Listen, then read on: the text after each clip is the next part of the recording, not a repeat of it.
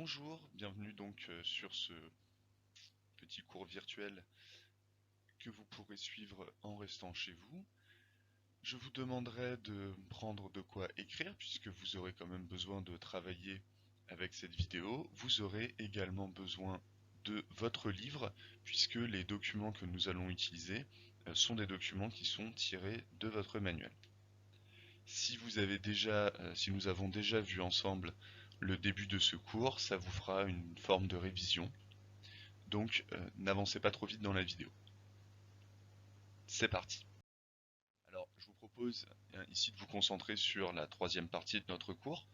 Je vous en rappelle la problématique. Nous nous intéressons au poids des métropoles dans l'urbanisation du monde, là ici de la France, et on se demande comment les espaces métropolitains se recomposent-ils. Dans cette troisième partie, nous nous intéressons à la France et aux effets de la métropolisation sur le territoire français. Je vous propose de commencer par le commencement, une armature urbaine hiérarchisée et Paris, unique ville mondiale française. C'est parti. Pour commencer, je vous propose de prendre votre livre. Vous aurez besoin de l'ouvrir page 63 afin de pouvoir avoir accès aux documents qui s'y trouvent. Et je vous demande, à l'aide de ces documents, de répondre à la question suivante. Dans quelle mesure les aires d'influence des villes peuvent-elles s'emboîter les unes avec les autres? Je vous laisse un petit temps pour répondre à cette question, donc faites-le sérieusement. Vous pouvez prendre une feuille de papier, de quoi écrire, rédiger quelques éléments de réponse, puis quand vous êtes prêt, continuez cette vidéo.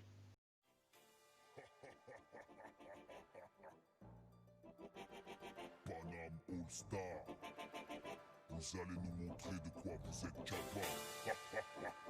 C'est quoi ton blaze? Haroun, Tu représentes quoi?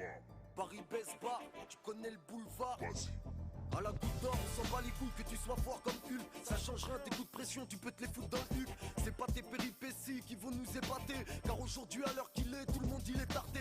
À mon avis, tu ferais bien de retravailler ton intro. Car ce que tu racontes, c'est tellement dit que je pourrais te baquer en afro. Je sais pas ce que tu fous, mec, ni même où t'habites. Mais juste que chez nous, c'est le souk et c'est ce qui fait que ma plume s'agite. Funky, ça sonne comme funky, mais c'est plus violent. Ça peut chanter la haine, tout comme faire chialer les violons. Comme quoi ça peut aller loin, une petite bande d'insolents. En se mettant dans la tête qu'elle peut croquer comme un lindelon. On est entrepreneurs et comme c'est mort, on passe nos nerfs sur fond sonore. Et tout à notre honneur, les gens kiffent nos sommes morts. Pourtant on n'est pas star, on mène une vie de son art. Allo, le dirty bastard. C'est quoi vos places? Mano Kid Meusa. Vous représentez quoi?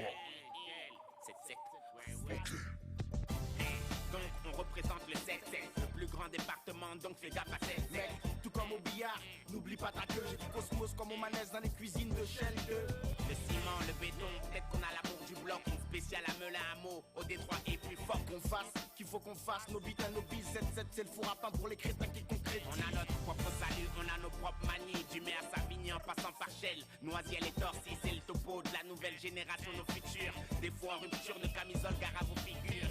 Garde ta main chlasse si tu veux blesser. Ce qui te rend insensible, c'est cette peine insatiable. À quoi bon céder comme chaque mec de chape? Je veux t'aider la vache sans l'avoir offerte à un quelconque sacrilège forcé. C'est quoi vos blazes? 13 et 16 et c'est du test, on te pine. Vous représentez quoi? Bagdad, Guelfar et les Yvelines. Ok. Arrêtez de parler, 7-8 c'est route comme Marley. Les Yvelines, capitale de la drogue comme Marlem.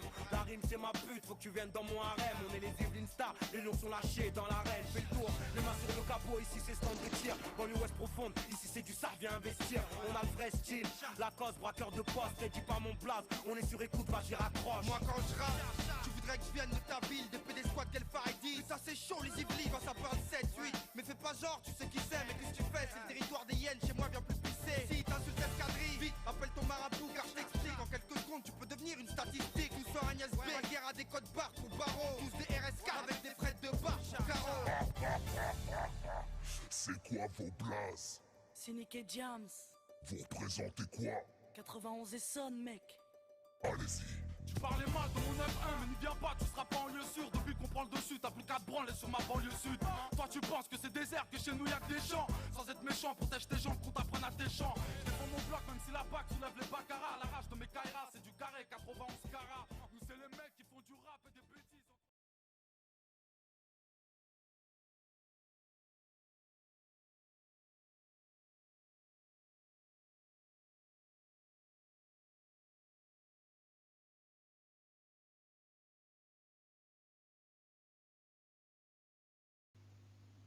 Alors, effectivement, les aires d'influence des villes peuvent être emboîtées. C'est évidemment avant tout le cas de l'aire d'influence de Paris, qui, comme on peut le voir, englobe celle de Tours, Rouen, Caen, Bourges, Nevers, et qui va jusqu'à Charleville-Mézières ou Cherbourg. C'est également le cas, à une autre échelle bien sûr, avec celle de Lyon, qui regroupe l'aire d'influence de Grenoble, ou celle de Rennes, qui à certains endroits se superpose avec celle de Nantes.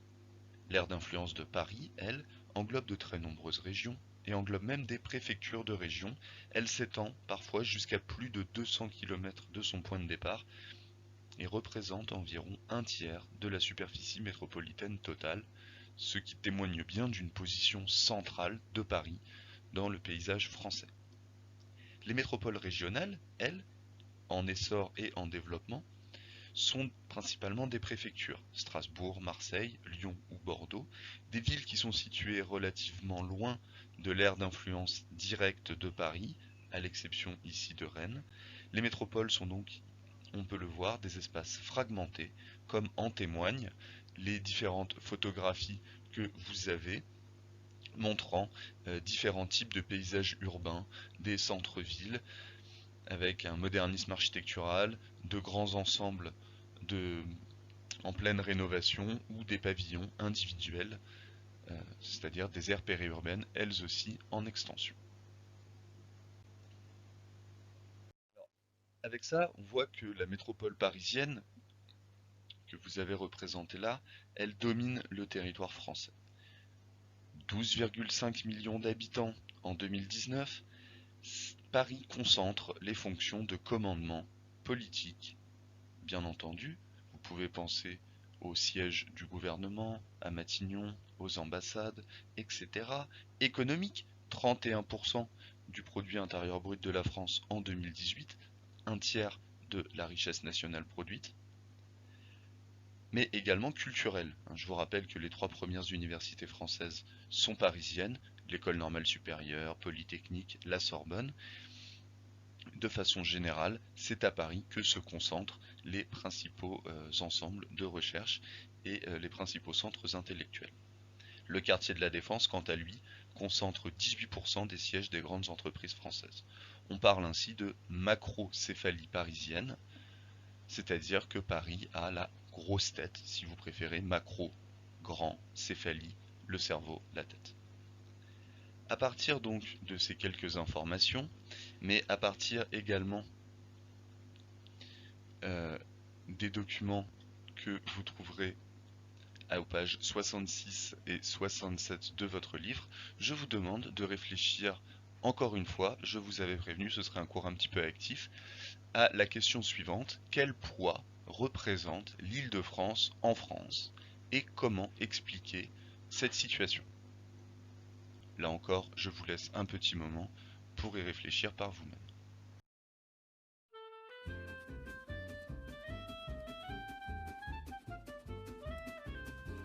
Par précaution, on a beau mettre des croisillons à nos fenêtres, passer au bleu nos devantures et jusqu'aux pneus de nos voitures, désentoiler tous nos musées, chambouler les Champs-Élysées, emmailloter de terre battue toutes les beautés de nos statues, voler le soir, les réverbères, plonger dans le noir la ville lumière. Paris sera toujours Paris, la plus belle ville du monde, malgré l'obscurité profonde, son éclat ne peut être assombri. Paris sera toujours Paris, plus on réduit son éclairage, plus on va briller son courage, sa bonne humeur et son esprit. Paris sera toujours Paris. Pour qu'à ce bruit, chacun s'entraîne. On peut la nuit jouer de la sirène et nous contraindre à faire le zouave en pyjama dans notre cave. On aura beau par des ukases, nous couper le veau et même le jazz, nous imposer le masque à gaz, les mots croisés à 4 cases, nous obliger dans nos demeures à nous coucher tous à 11h. Paris sera toujours Paris, la plus belle ville du monde, malgré l'obscurité profonde, son éclat ne peut être assombri. Paris sera toujours Paris, plus on réduit son éclairage, plus on voit briller son courage, sa bonne humeur et son esprit. Paris sera toujours Paris.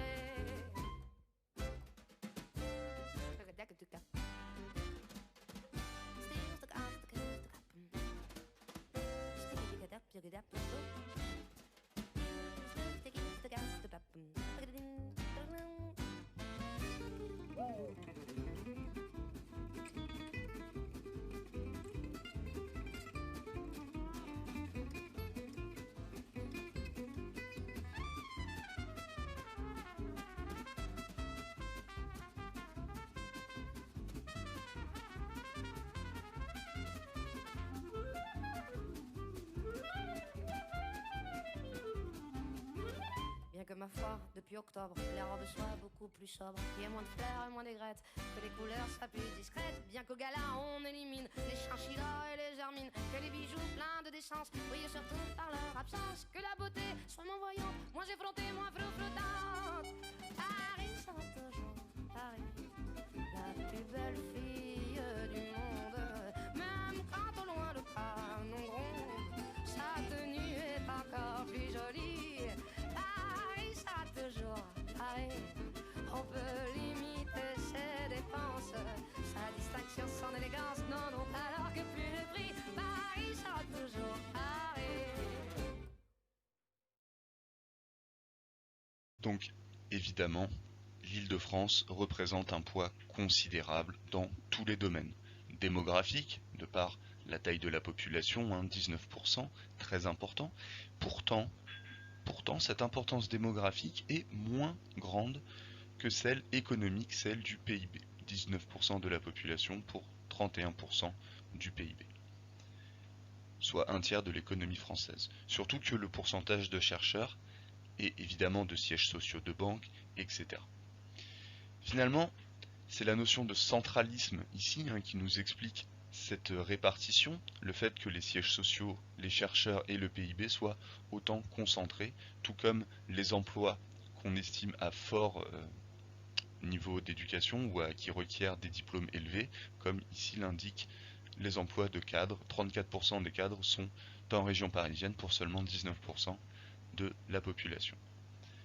Paris concentre les infrastructures qui relient la France au monde, 2 aéroports internationaux, Charles de Gaulle et Orly, qui concentrent les 2/3 du trafic passager national, 4 gares TGV, bref, Paris est un hub, c'est-à-dire un point de réseau important qui draine les passagers et les marchandises pour les redistribuer à l'échelle nationale ou internationale. Paris est ainsi pleinement intégré au système de l'archipel métropolitain mondial dont nous avons déjà parlé. Alors, on pourrait se demander finalement si la domination qu'exerce Paris sur le territoire français est si importante que ça, raison pour laquelle je vous invite, à partir des pages 64 et 65 de votre livre, à vous pencher sur cette question, à savoir, peut-on parler de limite à la domination parisienne? Y en a-t-il une? La domination de Paris est-elle absolue? Ou au contraire, y a-t-il des éléments qui permettent de la nuancer? Là encore, je vous laisse un petit moment en autonomie avant de vous donner quelques éléments de réponse.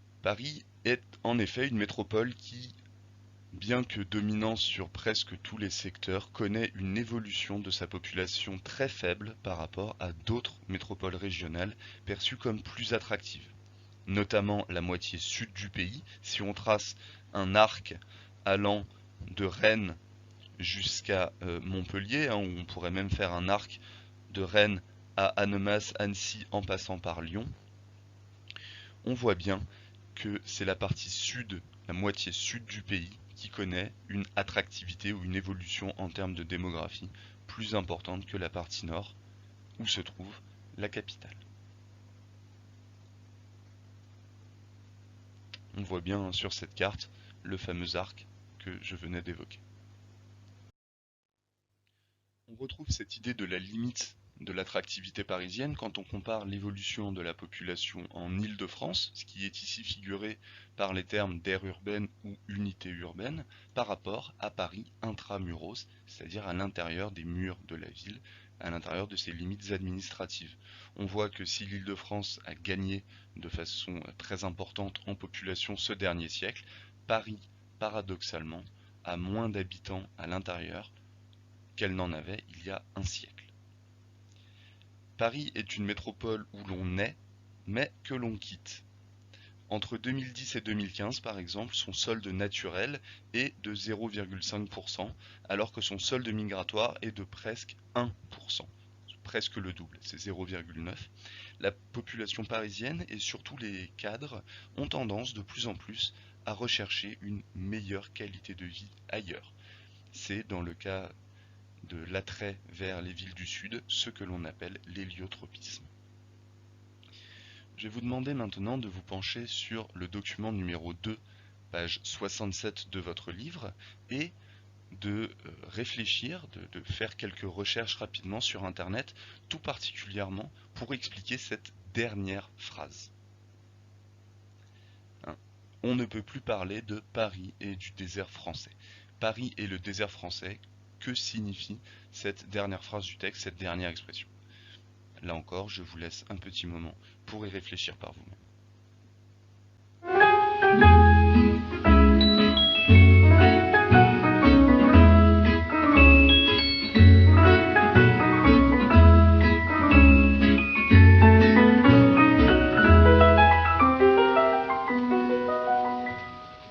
Il revient à ma mémoire des souvenirs familiers.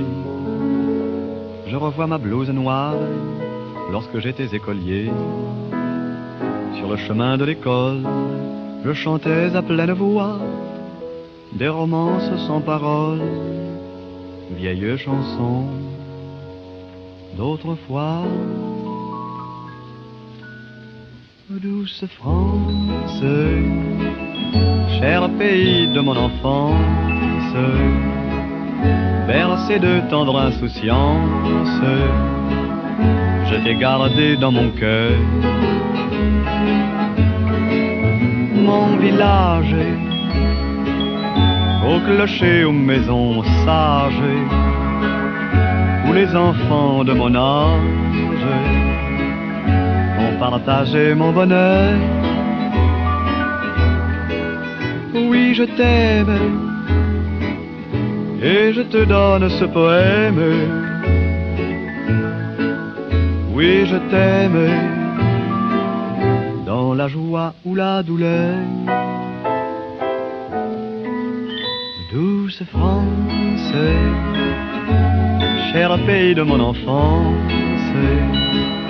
bercé de tendre insouciance, je t'ai gardé dans mon cœur.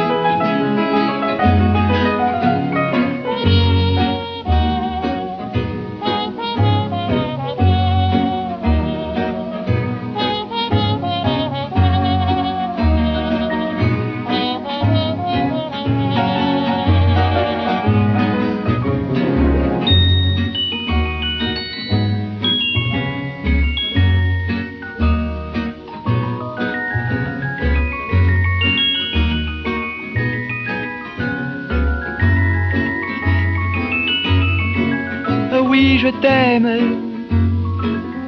et je te donne ce poème. Oui, je t'aimais, dans la joie ou la douleur. Douce France,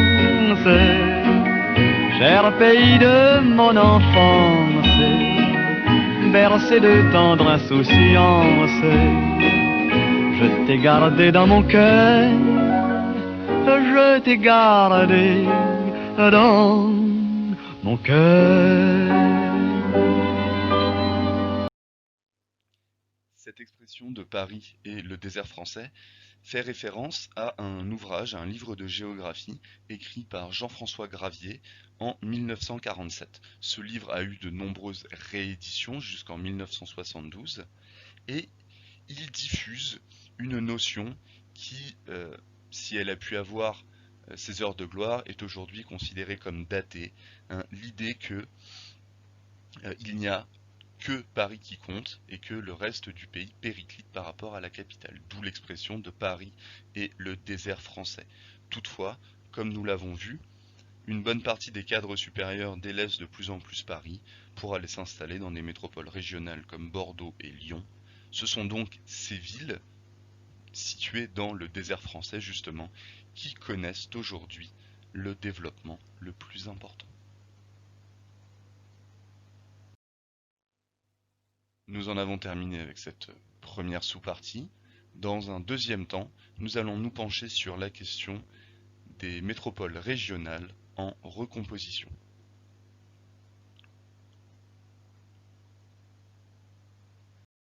Alors, ces métropoles régionales, eh bien, elles sont dynamiques. Il s'y passe énormément de choses, même si il est vrai que à l'échelle nationale, comme vous le voyez, le territoire est finalement inégalement métropolisé. Au total, les 15 premières métropoles en France totalisent 25% de la population et 33% de l'emploi. Elles se localisent majoritairement sur des interfaces, c'est-à-dire des points de contact entre deux espaces, le long de fleuves, le long des littoraux, Marseille ou Nice par exemple, dans les régions frontalières comme Lille ou Strasbourg. Les métropoles sont inégalement attractives. Le cadre de vie et le dynamisme économique expliquent l'attractivité de certaines métropoles à l'ouest et au sud dont nous parlions précédemment. A l'inverse, les villes du nord et de l'est ont été touchées de plein fouet par la crise des anciennes industries et elles perdent des habitants. Afin d'augmenter leur attractivité, certaines métropoles tentent également de jouer sur la carte de la spécialisation. Vous voyez l'exemple de Toulouse avec les entreprises Airbus. Toulouse est spécialisée dans l'aéronautique, mais on peut également penser au quartier de la chimie à Montpellier, les énergies renouvelables à Grenoble, etc.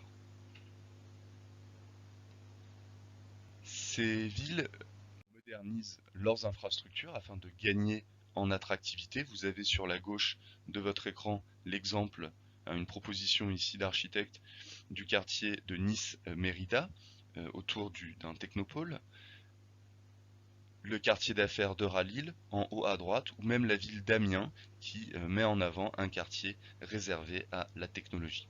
On retrouve cette idée avec les aéroports également, celui de Toulouse, celui de Lyon, qui connaissent aussi un développement important dans une course à l'attractivité non seulement nationale, mais aussi européenne. Nous verrons lors de la prochaine séance un petit peu plus en détail les villes petites et moyennes entre crise et renouveau. Je vous souhaite une excellente fin de journée. N'hésitez pas à réécouter cette vidéo si vous avez besoin d'affiner les notes que vous n'avez pas manqué de prendre, je n'en doute pas. À la prochaine!